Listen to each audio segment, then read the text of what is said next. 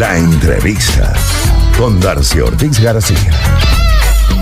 Continuamos nosotros con la entrevista y tal como le anuncié a ustedes al comienzo del programa, ya está aquí con nosotros el doctor Rafael Quiroz Serrano, economista petrolero, pero antes de comenzar a conversar con él, no puedo dejar de anunciar la canción con la cual, ese éxito musical con la cual abrimos la segunda media hora del programa. Era el Mother Talking y Brother Luis, hermano Luis. Amigos, exactamente tenemos ya el reloj, nos indica que la hora en el territorio nacional son las 2:44. El 0424-740-3329 es su más completa disponibilidad. También nos pueden sintonizar por la www.exitos103.com. Les invito muy gentilmente para que nos sigan y nos visiten en nuestra cuenta de Instagram, @exitos103fm. Ahora sí. Le damos la más cordial bienvenida a nuestro invitado, un invitado de lujo. Está aquí con nosotros en vivo. No podemos, yo siempre insisto, que cada vez que viene a nuestra ciudad no se nos puede escapar para que comparta en vivo con todos ustedes, queridos oyentes. Qué mejor y más interesante, de mucho interés para todos nosotros, lo referente a materia petrolera, a lo que es la industria petrolera venezolana, hacer unas referencias del pasado hacia la actualidad y cuál es el futuro de Venezuela en el petróleo. Muy buena tarde, bienvenido, gracias por aceptar la invitación. Muchísimas gracias, Darcy, una vez más por la invitación a participar esta tarde. Y bueno, como siempre que vengo, prácticamente el Táchira ya es casi una religiosidad de pasar por su programa, tan escuchado por la audiencia tachirense y allende las fronteras del Táchira también. Bueno, y estamos siempre a la orden para hablar, opinar y decir algunas cosas que considero pudieran resultar interesantes a los radioyentes en el tema de los hidrocarburos. Por supuesto que sí. Vale informar que Rafael Quiroz Serrano es economista petrolero. Él es académico, profesor de pre y posgrado en la Universidad Central de Venezuela, escritor, tiene unas obras maravillosas en materia petrolera, analista y filósofo. Vamos a decirlo que sí. ¿Cómo no? Rafael, tenemos que empezar a citar referentes históricos de nuestra industria petrolera nacional para ir al presente y futuro. He oído muchísimas veces que de su parte ha manifestado en los 100 años y más que tiene Venezuela viviendo del petróleo, que aquí no se ha producido ni una tuerca, ni un tornillo, ni un taladro. Pregunto yo, ¿a qué se deberá esto? ¿Será por una falla proveniente de una tradición que nos inculca el papel de ser unas víctimas históricas? ¿O simplemente eso es una muestra, un referente preciso del fracaso de la escuela? Yo creo que Darcy es en parte de todo un poco, ¿no? Uh-huh.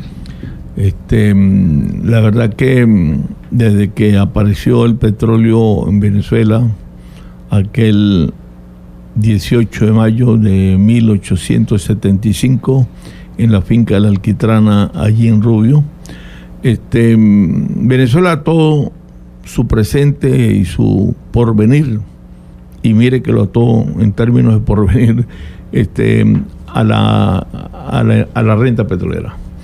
Nos hicimos hartamente dependientes del petróleo, nos olvidamos de las demás economías, nos concentramos en el petróleo y el petróleo se convirtió para nosotros en todo, menos en desarrollo económico, en crecimiento económico sustentable, en salud, en educación, en infraestructura de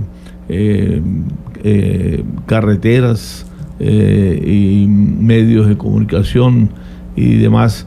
Y bueno, el petróleo, la economía petrolera terminó arropando todas las demás actividades que han podido servirnos para diversificar la economía venezolana. Nosotros se nos olvidó eso y, repito, nos agarramos al petróleo y nos atamos a él como lo hace, diría yo, en términos figurativos, para los efectos didácticos más o menos, de que nos atamos al petróleo y nos agarramos a él como se agarra el náufrago en plena mar al pedazo de madera que lo mantiene a flote en alta mar, ¿no? Y eso sucedió con nosotros. Por lo tanto, la estructura de la economía petrolera, digo yo, se tragó las estructuras de las demás economías. Estoy hablando de la economía agrícola, del turismo, de todo los eso más, sí, claro, de los otros sectores productivos de la economía nacional. Y no nos ocupamos de eso, porque usted precisamente acaba de nombrar, nosotros no nos ocupamos de crear medios de producción. No estoy hablando de factores de producción para no meterme con la economía marxista, sino de medios de producción.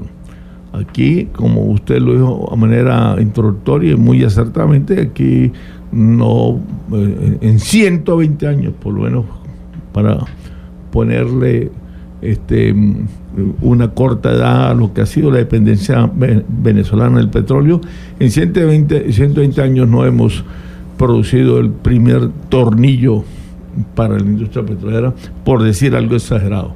Pero por decir algo no exagerado es que ni siquiera producimos un taladro en 125 años, teniendo incluso las industrias siderúrgicas ahí del oriente. Las industrias básicas. Las básicas, que es donde ha podido producirse. Bueno, todavía nosotros seguimos comprándole y alquilando taladros para perforar los pozos petroleros de Estados Unidos, de Francia y de Alemania, que son los que producen los mejores taladros, por decirlo así. Ahora pregunto, ¿con qué frase se queda usted?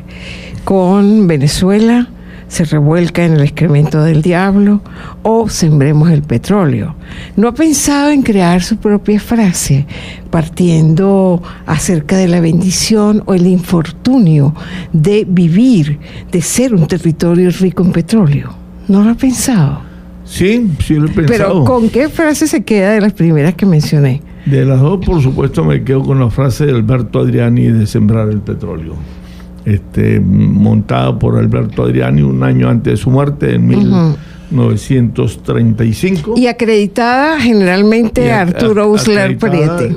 Sí, pero es Alberto Adriani. Popularizarla debido a que Alberto Adriani murió al año de haberla creado y de haberla pronunciado, por cierto, aquí en el Salón de Lectura de San Cristóbal, el 5 de julio de 1935. Es decir, el mismo año en que murió Gómez y un año antes, u 8 meses antes de él ser ministro de Fomento, que era el ministerio que se encargaba del tema petrolero. Él dio una conferencia magistral ese 5 de julio de 1935. Tenía un mes de muerto, por cierto, Gardela, que no tiene nada que ver con el petróleo, pero bueno, para que nos ubiquemos mejor históricamente. Gardela había pasado 45 días antes de su muerte, había pasado por Caracas y por Maracay, donde le cantó al general Gómez, y él de ahí se fue para para Bogotá. Bogotá iba a Medellín y Medellín a Buenos Aires. Cuando llegó a Medellín, que se quedó esa noche, allí en Medellín, al día siguiente fue el accidente aéreo, o mejor dicho, eso, en un accidente aeronáutico, pero fue en tierra, porque el avión no había despegado. Bueno, él murió el 25 de junio de 1935. El 5 de julio de ese mismo año, o sea, 10 días después, Alberto Adriani, el primer economista de Venezuela, con doctorado afuera, nada más y nada menos que en la Universidad de Cambridge, había pasado por la Universidad de Washington también y por la Universidad de Milano, donde originalmente se hizo economista. Él dio una conferencia en el Salón de Lectura, el que está todavía ahí antiguo, frente a la Plaza Carrera Bolívar, 8. En la Plaza Bolívar, así es, ese 6, carrera 6. No, Salón de Lectura, 6, ¿no? Carrera 6, esquina calle 9. Exactamente. Ahí él pronunció esa frase, Por supuesto, él estuvo desarrollando la tesis, pero fue una tesis completa que tú le encuentras en un libro que se llama Labor Venezolanista. Pregunto, ¿por qué escoge esa frase? Bueno, escoge esa frase porque le sale, por así decirlo, no, en el caso tuyo, ¿por qué la escoges? Bueno, en el caso yo la escojo por ser un poco usurpador de buenas frases en el caso de sembrar el petróleo, porque yo me leí muy bien la tesis estructural, por así decirlo, conceptualmente hablando, de Alberto Adriani, y por supuesto como economista tengo que coincidir con él por muchas razones, entre otras, además por supuesto de tener las razones, porque era solamente, o sigue siendo solamente, a través de la diversificación de la economía venezolana, donde nosotros podemos, lo que yo llamo, esa sí es frase mía, despetrolizar el ingreso fiscal. No hemos logrado despetrolizar el ingreso fiscal, y por consiguiente nuestra economía venezolana sigue siendo altamente dependiente, atada umbilicalmente a lo que es la renta petrolera. Y mientras que nosotros no despetrolicemos el ingreso fiscal, vamos a seguir dependientes del petróleo. O sea, no hemos podido todavía sanar o subsanar los elementos, diría yo, patológicos, claro, de la economía petrolera. Y no hemos podido subsanar ello, y todo por un esquema un poco medio infantil o ligero, por decirlo, un tanto pueril, baladí, que es que los políticos de aquel entonces, como los de ahora, ahora aún mucho más profundizados, creyeron que el petróleo y la potencialidad que significaba el petróleo como casi locomotora de la economía venezolana, el petróleo mismo traía los antídotos del subdesarrollo, y que automáticamente nos sacaría del subdesarrollo solo con desarrollar, valga la redundancia, la industria petrolera. Desarrollamos la industria petrolera, nos convertimos en uno de los principales productores de petróleo ya en la década del 50 del siglo pasado, cuando éramos los segundos productores y el primer exportador de petróleo. Estoy hablando del periodo de Pérez Jiménez. Sí. Bueno, entonces con todo eso, pues hicimos una gran fiesta que se convirtió en una fiesta de carnaval. Tuvimos, sobre todo psicológicamente, muy jóvenes, no estábamos preparados para asimilar esa época de superabundancia y generar riqueza a través de esos cuantiosos ingresos por concepto de exportaciones petroleras. Pregunto, entonces, ¿cuándo vas a empezar a formalizar esa frase? De tu parte sería interesante en una de tus últimas publicaciones, ya oficializarla. Sí, y que pase a la historia. Yo voy a hacerme una frase más mía y más propia, que espero traerte para el próximo. Pero está relacionada. Pero por supuesto, claro, altamente relacionada, pero y ya para los efectos de esta época. Pero estaría escogiendo entre unas 3 por ahí que tengo. No nos puedes asomar una. No nos puedes asomar una. En principio, lo que te dije, te la solté, que es la despetrolizar el ingreso fiscal. Ese puede ser una. Y así que estamos pendientes. Pero vamos a ponérsela en cualquier momento allí de epígrafe de uno de los libros que vienen en camino. Sí. La entrevista con Darcy Ortiz García.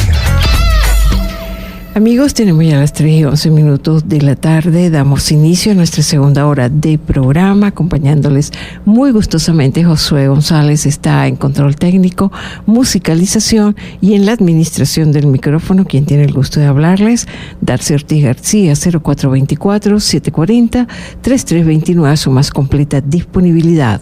Mensajes solo WhatsApp También nos pueden sintonizar por la www.exitos103.com. Nuestra audiencia no es solamente aquí para Táchira, nuestra audiencia es del Táchira para el mundo. Muchos saludos reportados de paisanos tachirenses venezolanos que están en diferentes puntos de esta aldea global llamada Tierra. Amigos, continuamos con nuestro invitado de esta tarde, Rafael Quiroz Serrano, economista petrolero.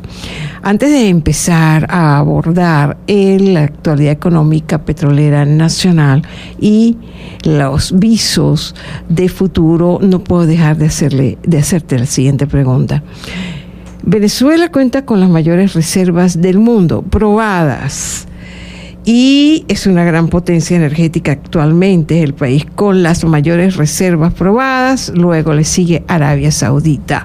En muchísimas oportunidades en los programas en los cuales usted ha sido invitado a nivel nacional, la de canales nacionales, en fin, usted ha dicho que no cuenta, que no es así. Esta información es suministrada y siempre sale publicada por fuentes especializadas en materia energética y en materia petrolera. ¿Por qué esa negación al respecto? Esta negación al respecto viene dado porque yo en materia petrolera, como en todos los aspectos, en lo político, en lo personal, estoy casado única y exclusivamente con la verdad. Uh-huh. Y la verdad respaldada con la razón. Es decir, la verdad tiene que tener como consistencia los elementos razonables. En el caso de las reservas petroleras venezolanas, como de otros tópicos del tema petrolero, hay en Venezuela una fuerte tendencia a mitificar elementos y mitificar cosas, sobre todo en la parte petrolera, de que somos los primeros poseedores de petróleo del mundo, que tenemos los más bajos costos, que tenemos los más altos precios, etcétera, etcétera. Y eso no es cierto. No es cierto porque por varias cosas. Cuando uno pregunta, ¿y usted a quién se la ha oído? Dice, a la OEA. Digo, la OEA no certifica reservas petroleras en ninguna parte del mundo. A la OPEP tampoco certifica. A la Agencia Internacional de Energía. Te registra lo que usted como miembro llama todos los días y dice, produce tanto. Mira, de reservas tengo este fin de mes tanto. Y simplemente la OPEP sí certifica producción y sí certifica exportación, pero no certifica reservas, ni hipotéticas, ni probables, ni probadas tampoco. Ni siquiera certifica las reservas estratégicas que solo tienen los países altamente desarrollados. Entonces, dice, ¿quién certifica entonces las reservas? De Energía, tampoco la Agencia Internacional. La que le certificó a Venezuela es una de las 4 o 5 únicas empresas en el mundo que certifican, que es la Rystad International, Energy International, que fue la que le dio el certificado a Venezuela. Pero aquí hay que tener cuidado porque hay que leerse muy bien esas 6 páginas de certificación, que le costaron a Venezuela, por cierto, hay que decirlo, $565 millones, y fueron entregadas a Rafael Chávez Frías. Esa certificación cuando de reservas. Esa certificación en noviembre del año 2007. Ellos empezaron a certificar en febrero del 2007. Pidieron $565 millones. Rafael Ramírez, Dios, que era el ministro en ese momento y presidente de PDVSA, le llevó el punto a Hugo Rafael Chávez, que estaba tercamente empecinado en certificarlas. Y dijeron que sí, y la empresa, ella es una empresa, por cierto, inglesa y norteamericana, tiene ambos capitales. Le dijo, mira, la única forma que nosotros le certificamos es que usted paguen por adelantado eso. Ya Venezuela empezaba a tener la rémora de país de Marapag y qué sé yo. Pues Venezuela pagó en efectivo y por anticipado esos 565 millones de dólares. Y ellos no hablan de reservas. Yo reto a quien quiera desmentirme de que vayamos a la certificación directa. Yo estoy por sacarle incluso pasa que corre el riesgo de que vayan a decir de que eso es secreto sumarial de Estado y atenta contra la seguridad y qué sé yo, pero yo estoy por soltarla porque yo sí tengo una copia. Y a mí la copia, por cierto, me lo facilitó el mismo Rafael Ramírez. En ese momento teníamos amistad y todavía no era él, no era no estaba solicitado por la justicia venezolana en aquel entonces. Y la empresa que certifica dice lo siguiente, que son 300.000 millones de recursos en hidrocarburos, es el término, exactamente. No dice que son reservas de crudo, porque ni mucho menos reservas probadas. Tengo aquí una información que las reservas probadas de crudo del mundo, de ellas alcanza aquí Venezuela a poseer 303.806 millones de barriles. Bueno, eso no es cierto. Y que hay reservas para 925 años. No, pues si son 300 y pico mil millones, pues hay reservas para todo el mundo y para el resto de la historia. Para 925 años. Hasta que agotemos la historia de la humanidad. Pero no es cierto eso. No es cierto eso. Repito, porque no hay ninguna certificación que afirme eso, de que son reservas probadas.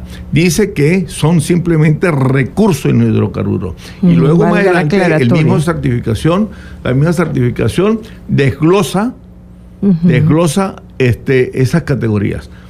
Primero, que hay reservas, reservas de crudo extrapesado. No dice qué clase de reservas, si hipotéticas, probables o probadas, sino de extrapesado señala, y lo dice también don Aníbal Martínez. Es el único libro que se ha escrito sobre la faja en Venezuela, el mundo, que se llama La Faja del Orinoco. Aníbal Martínez fue un venezolano que murió hace unos 4 años. Yo lo conocí, fue amigo mío. Por cierto, es coautor junto conmigo de un libro que se llama, el primer libro que se publicó en Venezuela, que es de la Orimulsión, nuevo negocio para Venezuela. Él fue miembro de la primera promoción de geólogos de la Universidad Central de Venezuela, de geólogos en petróleo. Y en ese libro, La Faja del Orinoco, él coincide con la empresa Rista que certificó, y dice que en crudo extrapesado Venezuela tiene 90.000 millones de barriles. Pero también agrega, pero en bitumen natural hay 92.000 millones de barriles. En gas hay 91.000 millones de barriles. 3 por 9, 27, bueno, en los tres clasificados, además de agua salobre, que si no la contabilizan, en total tiene 295, 300.000 millones de barriles. Ahora bien, eso nunca se dice, eso el oficialismo nunca dice, no, la faja del Orinoco tiene prácticamente tiene petróleo, pero no dice que otra cosa. No hay ningún yacimiento petrolero, y alguien que conozca petróleo y me pueda estar oyendo puede desmentirme. No hay ningún yacimiento petrolero, ningún pozo petrolero en el mundo que tenga solo petróleo. Ese petróleo coexiste con el gas. Y en este caso coexiste no solamente con el gas, coexiste en este caso con el bitumen natural, que no es gas ni es petróleo pesado, es mucho más que el extrapesado, el bitumen natural. Entonces son 3 ingredientes de la familia, o 3 miembros de la familia fósil del petróleo que está bajo la tierra o en esa faja. Repito, crudo extrapesado, bitumen natural y gas. ¿Por qué entonces, si es que existe 300.000 millones, yo quisiera saber cuántos hay de gas? Pues entonces hay un solo barril o no hay ningún barril. Que a mí que me diga un geólogo petrolero, un ingeniero en petróleo, ¿cómo es eso? Que un yacimiento petrolero tenga solo petróleo y no tenga gas.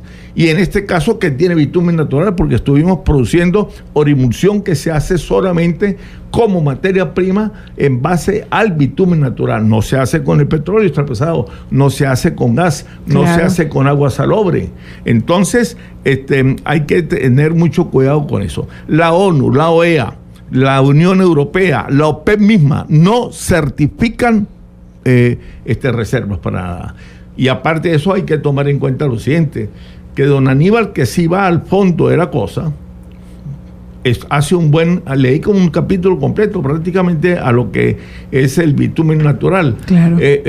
Dice que hay 92.000 millones de barriles de bitumen natural, que es diferente al petróleo extrapesado que está catalogado, está montado en 9.9 grados API hasta abajo.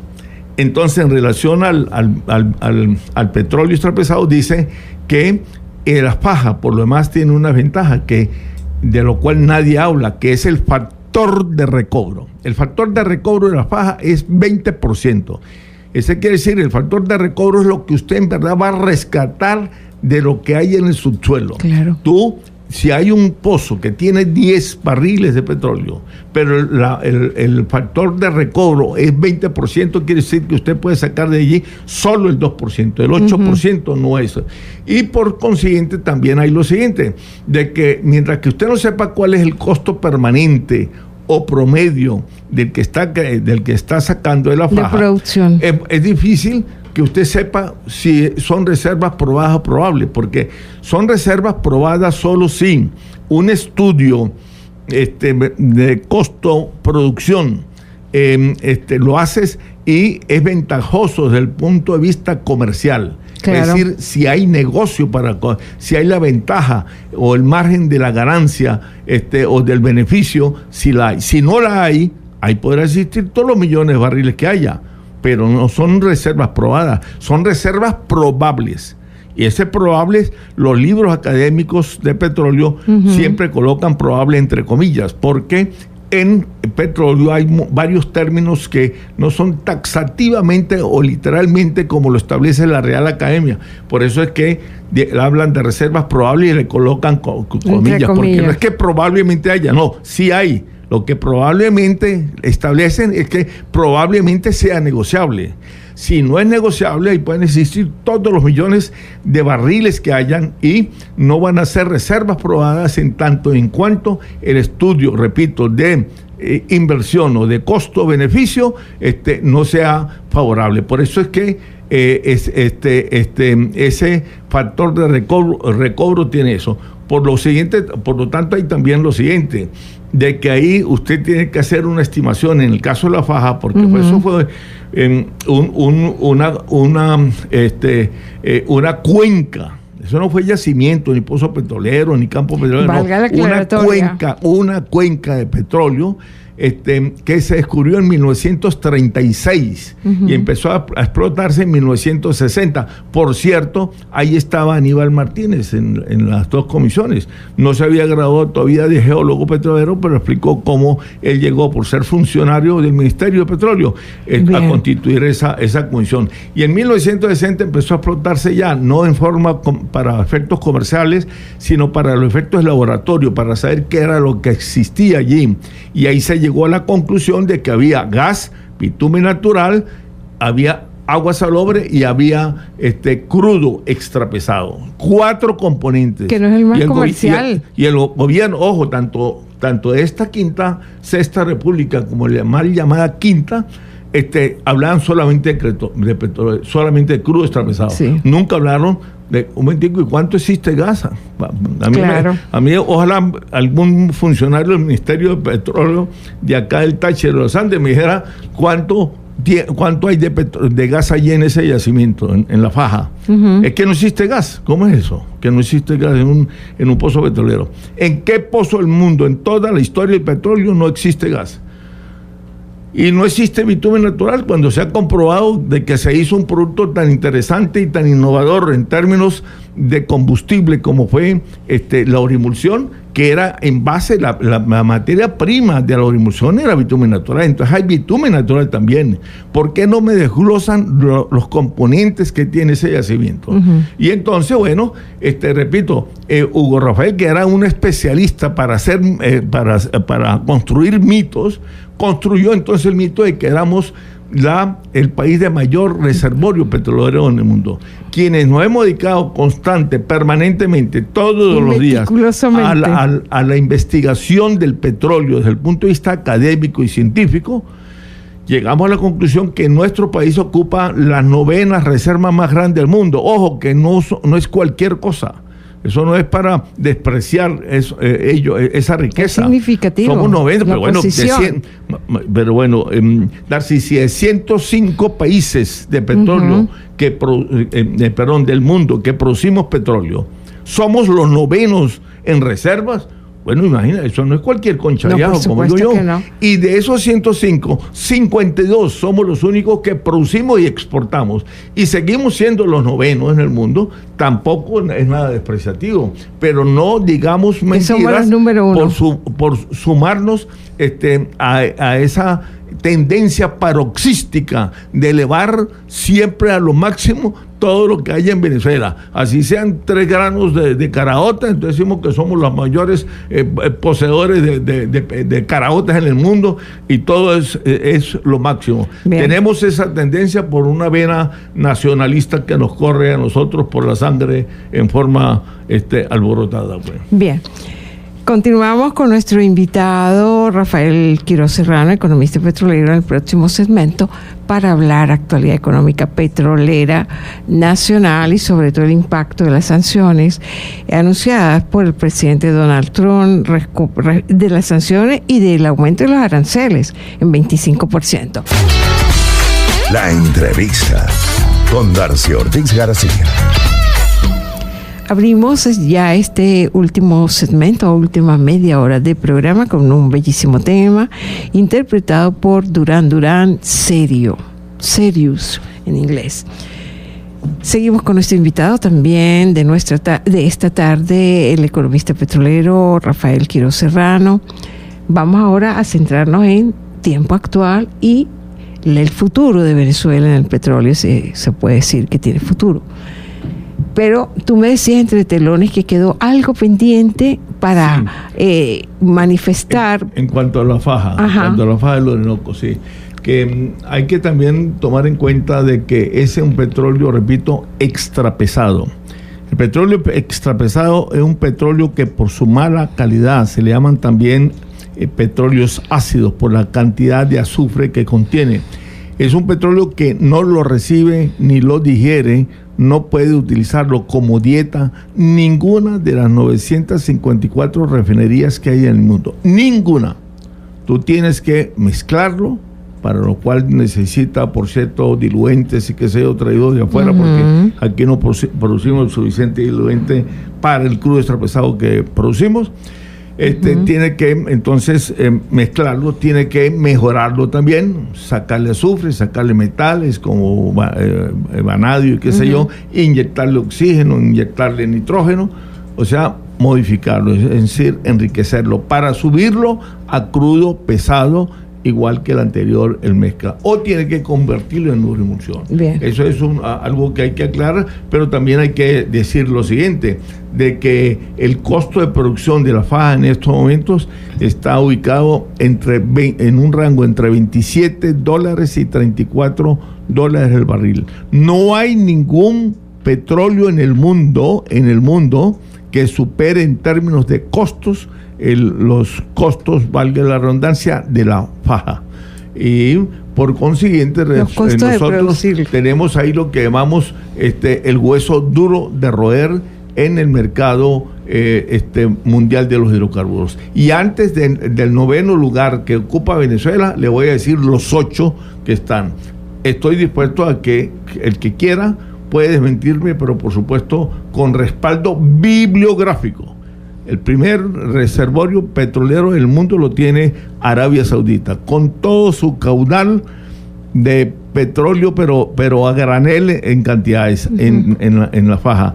El segundo es Irán, el tercero es Irak, el cuarto es Canadá, el quinto es Rusia, el sexto es Qatar, el séptimo es Kuwait, el octavo es Emiratos Árabes, el 9º Venezuela y 10º Estados Unidos. Muy buena. Entonces, la somos los 9º reservorios. Ojo, aún así, para aclarar, lo que tienen los Estados Unidos, aun cuando ellos tienen 14 cuencas petrolíferas de lutitas. 7 de esas cuencas son más grandes que la faja, cada una de ellas. Entonces, sobran las palabras. Sabemos de las medidas arancelarias tomadas por el presidente Donald Trump de 25%. La semana pasada Chevron tuvo que devolver carga de crudo debido a las sanciones de los Estados Unidos. Pero ¿qué significa esto para la economía nacional, específicamente para el flujo de caja? ¿Y cuántos años de petróleo le pueden quedar a Venezuela? ¿Qué presencia tiene y cuáles son las perspectivas que puedes plantear tú de Venezuela con su petróleo? Bueno, yo diría que en términos financieros, o mejor dicho, de ingresos petroleros, tanto para la industria petrolera venezolana como para Petróleo de Venezuela, empresa estatal de Venezuela, y también para la economía venezolana, esa es una situación bastante grave, por decir algo, porque estamos hablando de que va a estar afectados sus ingresos por conceptos de producción y exportación petrolera entre 2.700 y 3.100 o 3.200 millones de dólares. Para el presupuesto de este año, para el ingreso presupuesto de este año, que sí, ya está deficitario. Exactamente. Y, por cierto, no lo han reajustado, ni ha habido ninguna allí disciplina del gasto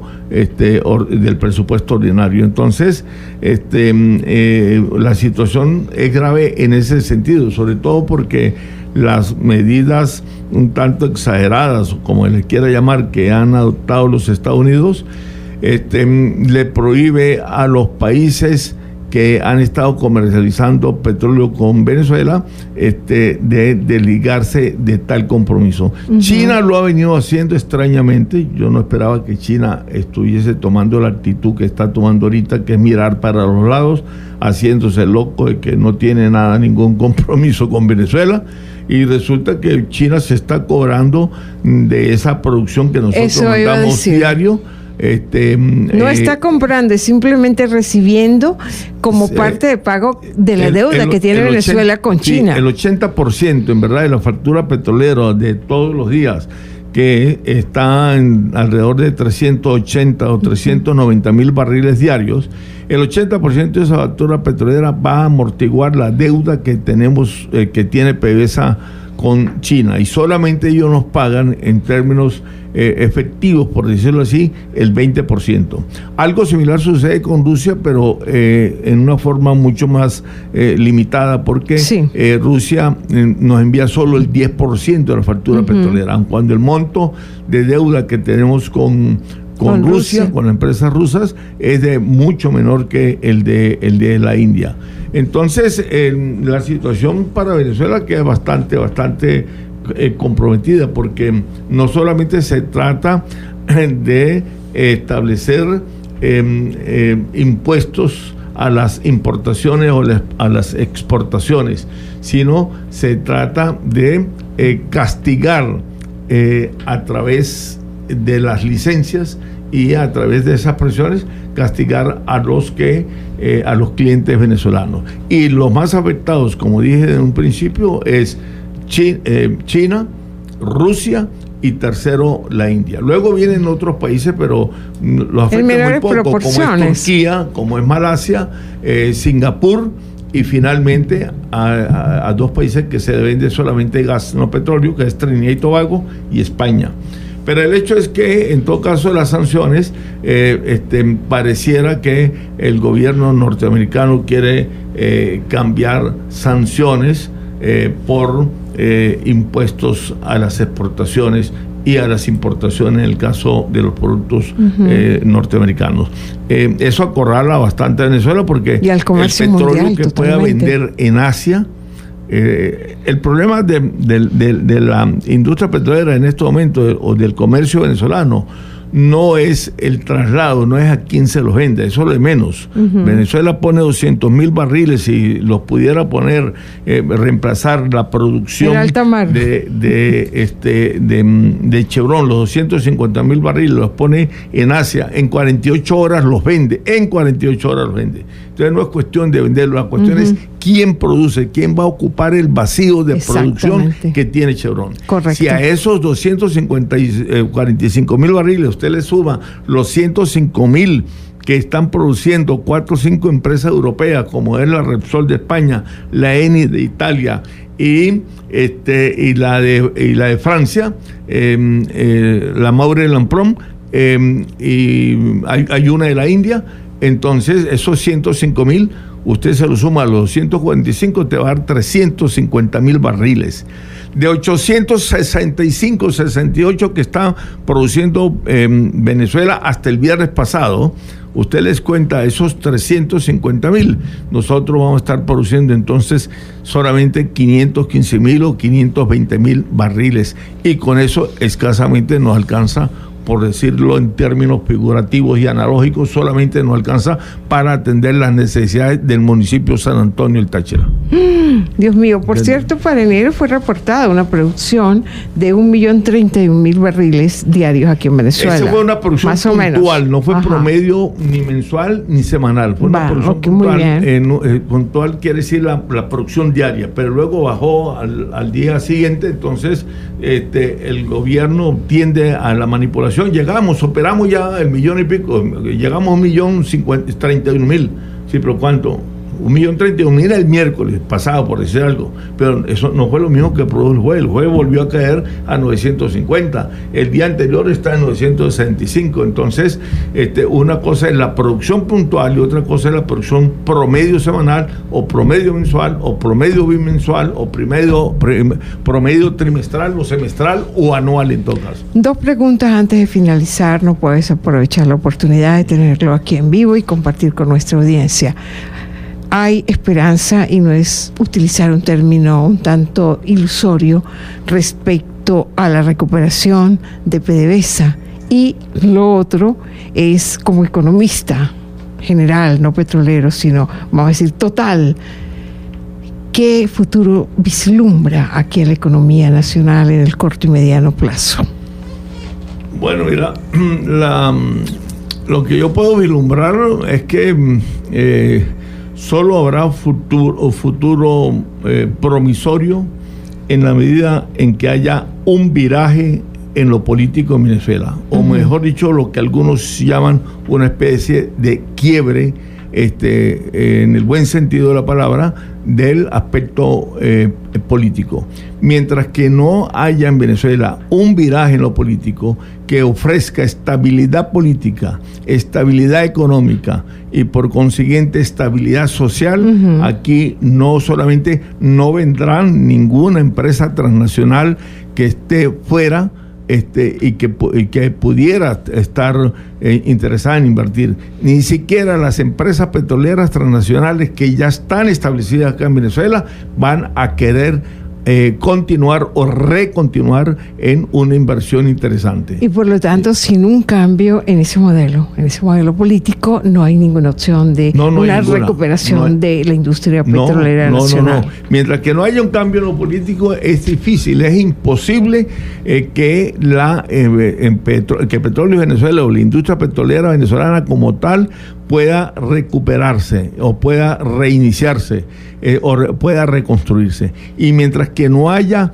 también la premisa de recuperar la industria petrolera, no podrá recomponerse, no podrá reconstruirse el país como tal.